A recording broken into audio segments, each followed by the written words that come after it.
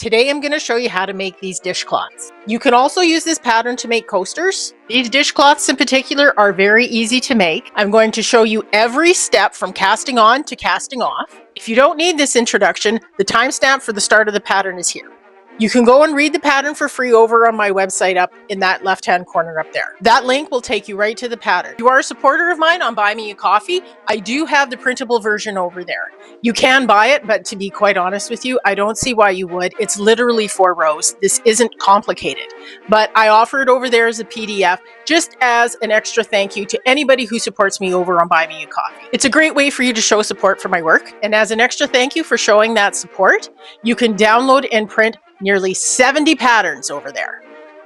All you need for this pattern is size 4mm knitting needles, US size 6, a tapestry needle to work in the ends when you're done, and crochet cotton yarn. That's it. One of the smaller balls of crochet cotton yarn will be more than enough to make the dishcloth.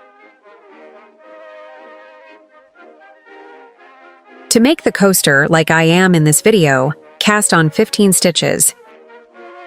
Loop the end over the needle and the yarn. Insert your needle, yarn over and pull up a loop. Twist the loop slightly and place it on your non-working needle.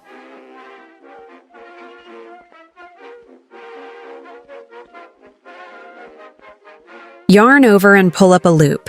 Twist the loop slightly and place it on your non-working needle. Keep repeating this until you have the correct number of stitches cast on for the coaster or dishcloth.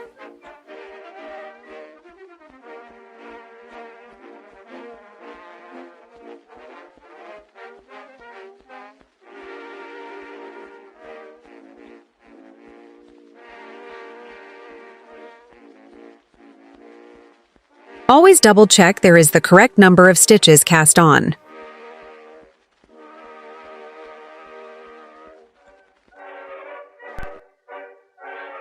Insert your needle from front to back, yarn over and pull up a loop.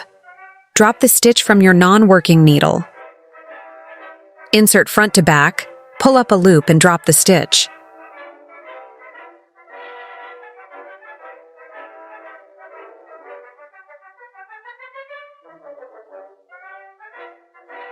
Continue knitting to the end of the row.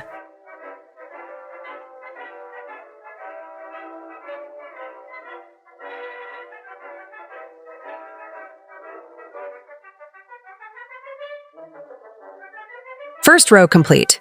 Make 3 more rows exactly like this.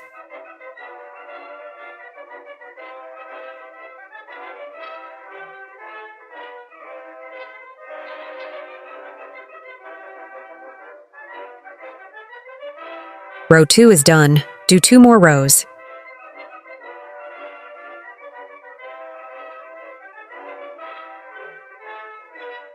You now have 4 rows of knitting complete. Knit 1. Knit 2 together. For this stitch, knit them from the right to the left. Pull up a loop. Drop both stitches from your needle. Pull the yarn under and over your needle or yarn over. Knit 2 together from right to left. And yarn over. Continue to knit 2 together from right to left and yarning over to the last 2 stitches.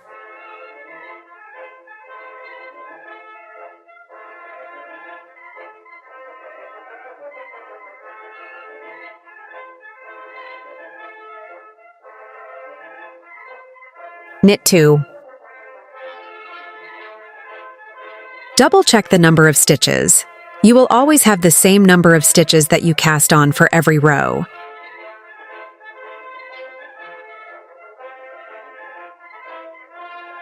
Every wrong side row is knit the same way. Start by knitting 2 stitches. Purl to the last 2 stitches. To make a purl stitch, pull your yarn forward. Insert your needle from back to front through the front of the loop. Yarn over and pull up a loop. Drop the stitch from your needle. And again. Insert the needle from back to front, pull up a loop, drop the stitch. Your yarn is already pulled forward when making repetitive purl stitches. Purl the yarn over stitches from the previous row as you would any other stitch. When at the last 2 stitches, pull the yarn back. Knit the next 2 stitches as you normally would.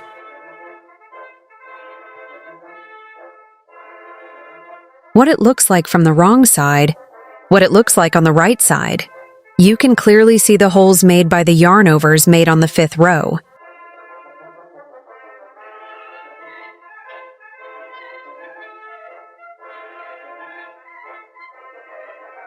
Knit the first 2 stitches. Yarn over. Knit the next 2 stitches together like you normally would from left to right.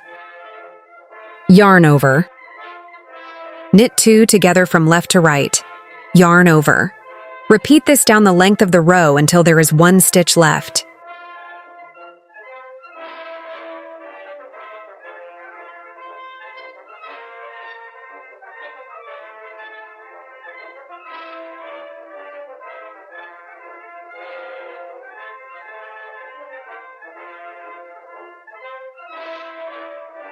Knit the last stitch. What it looks like when done. Make sure you have the correct number of stitches. It's still the same number you cast on.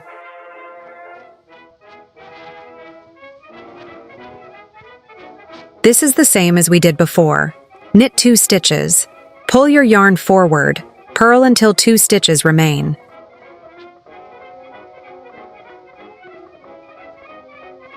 Pull the yarn back.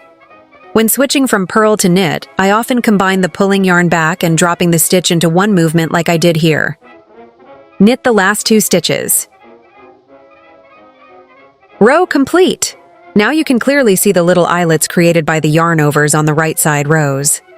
What it looks like on the right side.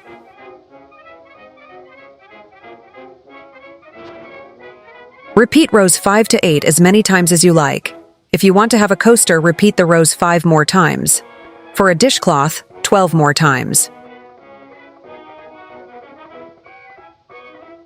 When making your last repeat, end with row 7. Knit it like you did previously. Knit 2. Yarn over.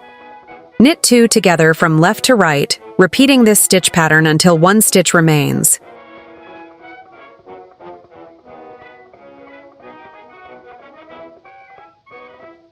Knit the stitch. What it looks like before we make the top edge.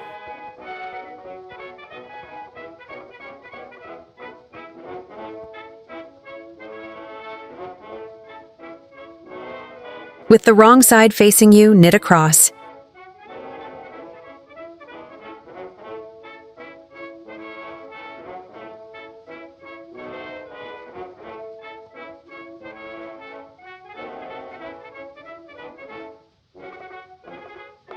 On the right side, knit across. When done, knit across 1 more time on the wrong side.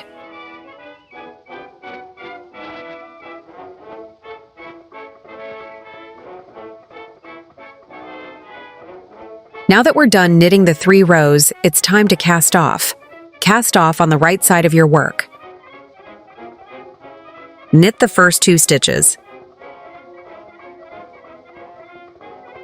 Insert your non-working needle into the first stitch.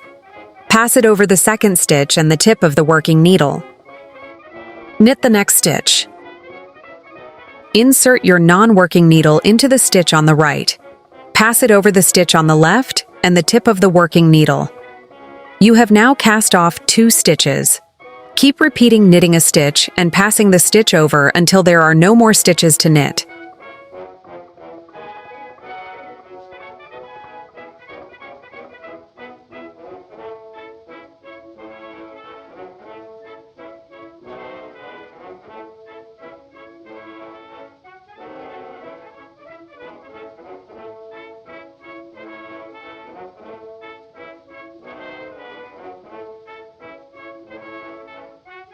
All the stitches have been cast off.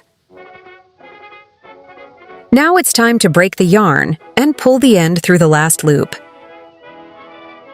Pull the loop so it's a bit larger. Catch the end with the tip of the needle and pull through. Pull the end snug. Nearly done. All that's left to do is to work in the ends.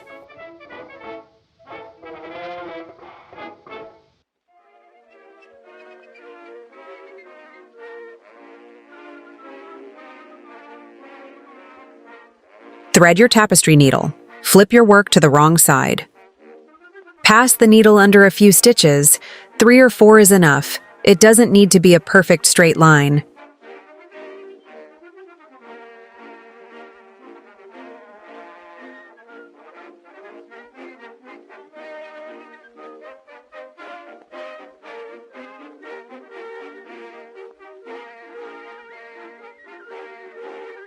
Pull it snug, then stretch it out so your work won't bunch up. Work the end back on itself. Catch parts of the end you just fed through the stitches.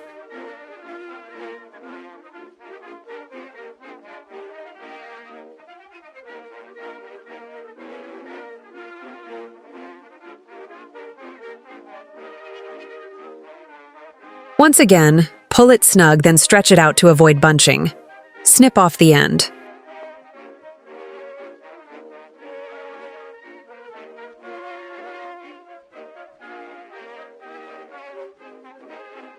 Do the same with the other end.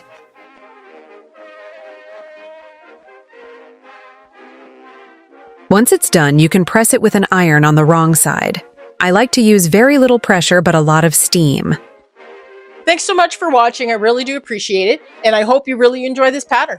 Let me know what you think, and let me know what you would like to see next in the comments below. I would love to hear what you think about my microphone cover and what I am using to hold my microphone. I figured for dishcloths, this would be an excellent choice. I'm just saying. See, that's my microphone cover. It's underneath there. The leaves and the flower are also free patterns over on my website. Those are crocheted though.